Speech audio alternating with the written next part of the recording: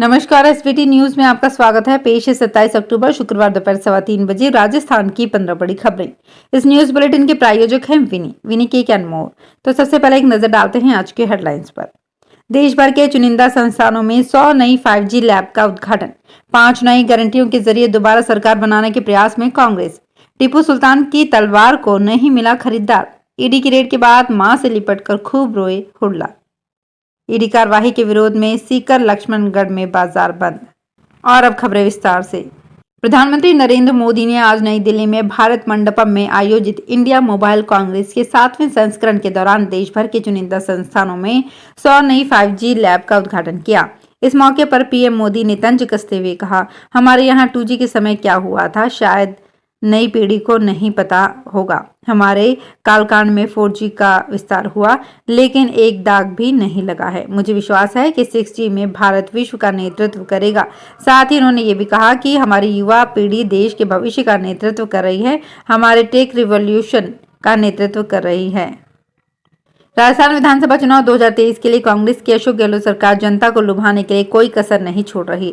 कई वादों के बाद अब मुख्यमंत्री अशोक गहलोत ने आमजन को लाभ देने के लिए 5 और गारंटियों का ऐलान किया है। इनमें कॉलेज के पहले छात्र छात्राओं को फ्री लैपटॉप, टैबलेट और 15 लाख रुपए का मुफ्त बीमा आदि शामिल है। इतना ही नहीं, ओल्ड पेंशन स्कीम लागू करने की बात भी सीएम गहलोत ने दोहराई है। अशोक गहलोत ने 5 गारंटियां दी हैं, जिनमें सरकारी कॉलेज के पहले साल के विद्यार्थियों को लैपटॉप, टैबलेट देना, हर विद्यार्थी के लिए अंग्रेजी मीडियम शिक्षा की गारंटी, 15 लाख रुपए तक का मुफ्त बीमा, 1 करोड़ परिवारों को 500 रुपए में सिलेंडर और परिवार की महिला मुखिया को 10,000 रुपए दिया जाएगा। मैसूर के टीपू सुल्तान की एक तलवार नीलामी के लिए रखी गई थी, लेकिन उसका कोई खरीदार नहीं मिला। ये तलवार सेरिंगपट्टम के पतन के बाद भारत के पूर्व British governor general Charles Cornwallis को उपहार में दी गई थी। इसकी शुरुआती कीमत 15 लाख यानी कि 15 करोड़ रुपए से लेकर 20 करोड़ रुपए तक आंकी गई थी। ऊंची कीमत के कारण इसकी बोली नहीं लग पाई है। इस तलवार को मध्य पूर्व के एक संग्रहालय द्वारा खरीदे जाने की उम्मीद थी। टीपू सुल्तान की बेडरूम वाली तलवार के बाद इसकी भारी बोली लगने की उम्मीद थी।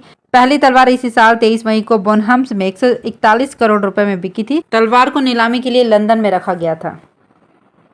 राजस्थान में कांग्रेस के प्रदेश अध्यक्ष गोविंद सिंह डोटासरा और दौसा जिले के महवा से कांग्रेस विधायक ओम प्रकाश हुड्डा के आवास पर ईडी की छापेमारी हुई, जिसके बाद से बीती रात से हुड्डा का एक वीडियो वायरल हो रहा है। वायरल वीडियो में हुड्डा अपनी मां और घर की अन्य महिलाओं के साथ नजर आ रहे हैं और मां से लिपटकर फूट फूट कर रो रहे हैं। हुड्डा रोते हुए कह रहे हैं कि एक शेरनी ने शेर पैदा किया है। आज इस मां का आशीर्वाद लेकर आपके बीच आ रहा हूं।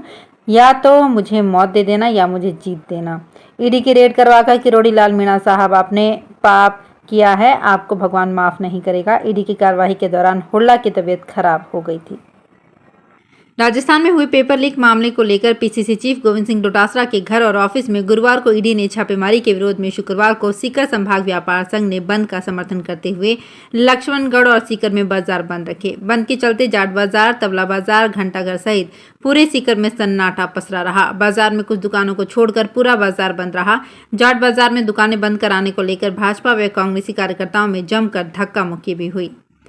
कोटा आरपीएफ की अपराध खुफिया शाखा ने गुरुवार रात एक बड़ी कार्रवाई की। टीम ने निजामुद्दीन मुंबई तेजस राजधानी एक्सप्रेस से 10 किलो सोना और 26 लाख नकद बरामद किए। इस मामले में टीम ने 3 यात्रियों को हिरासत में लिया है।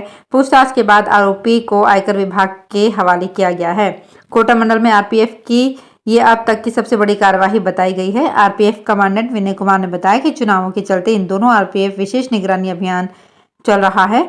इसी अभियान के तहत आरपीएफ जवानों को निजामुद्दीन में आरपीएफ को कुछ संदिग्ध यात्री ट्रेन में सवार होते नजर आए। संदेह के आधार पर उनकी तलाशी ली गई तो सोना और नकदी बरामद हुई।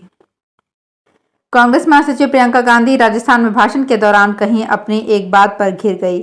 न सिर्फ भारतीय जनता पार्टी उन पर आक्रामक है, बल्कि चुनाव आयोग ने नोटिस भी थमा दिया है। उन्हें 30 अक्टूबर को शाम 5 बजे तक इस पर जवाब दाखिल करना है। फिलहाल भाजपा नेता उन पर फेक न्यूज चलाने का आरोप लगा रहे हैं। प्रियंका गांधी के जिस भाषण पर विवाद हो रहा है वो उन्होंने 20 अक्टूबर को दौसा में दिया था।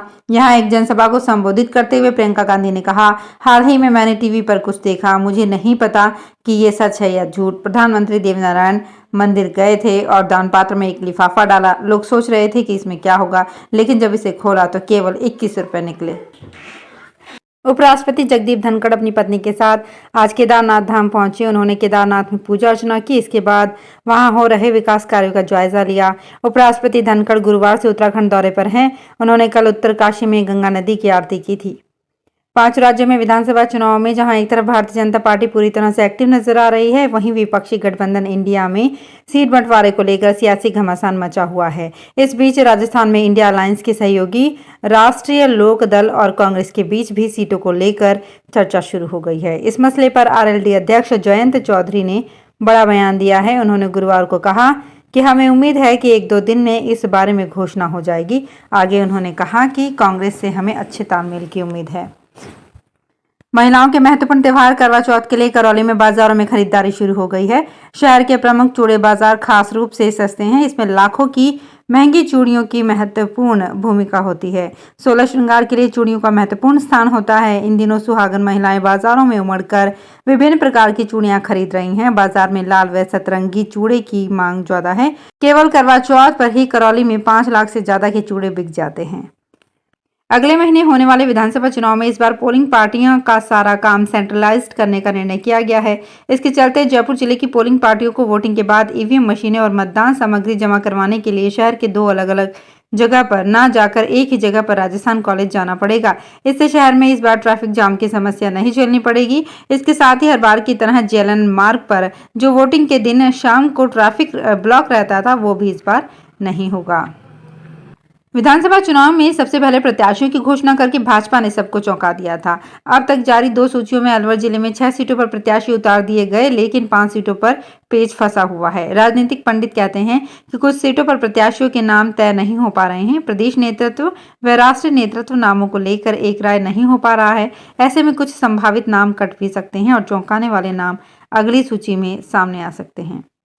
राजस्थान मदरसा बोर्ड भर्ती के तहत आज से अनुदेशकों की 6,843 वैकेंसी की आवेदन प्रक्रिया शुरू होनी थी, लेकिन अब बोर्ड ने नोटिस जारी कर इसे स्थगित कर दिया है। आवेदन के लिए अगली तारीख का भी ऐलान नहीं किया गया है। आपको बता दें कि इस भर्ती के ऑनलाइन आवेदन भरने की तारीख अब बोर्ड की वेबसाइट पर जारी की जाएगी। मदरसों के लिए शिक्षा अनुदेशक की 4,143 और कंप्यूटर अनुदेशक की 2700 वैकेंसी निकाली जा चुकी थी। इस भर्ती के लिए आवेदन 27 अक्टूबर से 25 नवंबर 2023 तक लिए जाने थे, लेकिन चुनाव आचार संहिता के चलते इसे स्थगित कर दिया गया है।